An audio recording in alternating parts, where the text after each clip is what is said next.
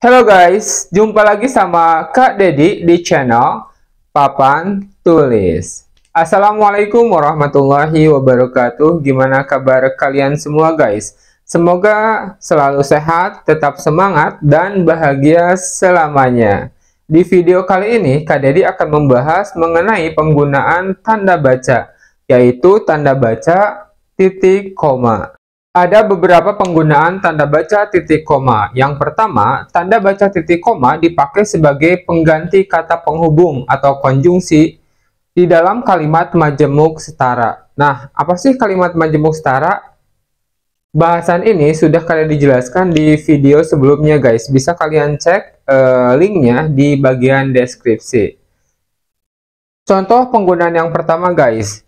Hari sudah malam. Anak-anak masih membaca buku. Hari sudah malam, titik koma, anak-anak masih membaca buku. Tanda baca titik koma di sini menggantikan konjungsi tetapi. Jadi sebelum digunakannya titik koma, awalnya seperti ini kalimatnya guys. Hari sudah malam, tetapi anak-anak masih membaca buku.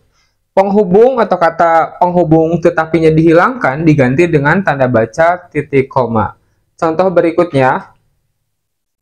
Ayah menyelesaikan pekerjaan, ibu menulis makalah, adik membaca cerita pendek.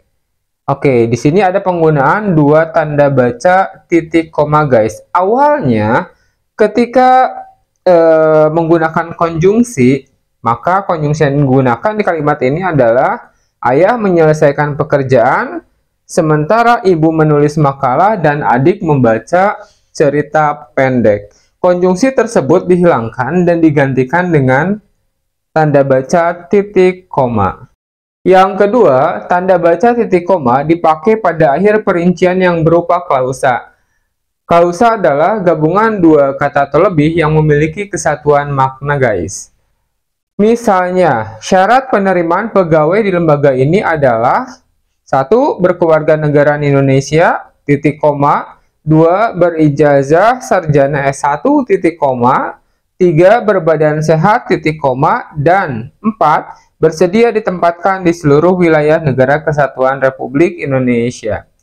Nah, di sini kan ada perincian dari syarat penerimaan pegawai di lembaga ini. Apa syaratnya? Nah, syaratnya dituliskan dalam bentuk klausa guys. Maka setelah masing-masing klausa ini diakhiri dengan tanda baca titik koma. Berkeluarga negaraan Indonesia, titik koma. Berijazah sarjana S1, titik koma, dan seterusnya. Yang ketiga, tanda baca titik koma dipakai untuk memisahkan bagian-bagian pemerincian dalam kalimat yang sudah menggunakan tanda koma. Ketika ada pemerincian dalam kalimat dan sudah menggunakan tanda koma, maka kita bisa menggunakan tanda titik koma guys. Misalnya, ibu membeli buku, pensil, dan tinta, titik koma, baju, celana, dan kaos, titik koma, pisang, apel, dan jeruk. Nah, di sini sebenarnya ada beberapa kategori guys. Buku, pensil, dan tinta, ini kategori peralatan tulis. Kemudian baju, celana, dan kasur, ini kategori atau kelompok pakaian. Dan terakhir pisang, apel, jeruk, termasuk kategori atau kelompok buah-buahan. Nah, karena di sini ada penggunaan tanda baca koma, untuk kategori berikutnya yang dirincikan, maka harus menggunakan tanda baca titik koma guys. Contoh berikutnya guys. Agenda rapat ini meliputi A. Pemilihan ketua, sekretaris, dan bendahara. Di sini ada penggunaan tanda baca koma guys. Dan ketika akan dilanjutkan ke pemerincian berikutnya, maka di akhir bagian A ini harus menggunakan tanda baca titik koma dulu guys. B. Penyusunan anggaran dasar, anggaran rumah tangga, dan program kerja. Nah, setelah itu tanda baca titik koma ketika akan dilanjutkan ke pemerincian berikutnya. C. Pendataan anggota, dokumentasi, dan aset organisasi. Itu penggunaan tanda baca titik koma guys. Gimana dengan penjelasannya? Bisa dipahami kan? Buat kalian yang menyukai video pembelajaran ini guys, jangan lupa ya, tekan like-nya. Dan buat kalian yang baru menyimak atau menonton video pembelajaran dari channel Papan Tulis, jangan lupa guys, tekan subscribe-nya.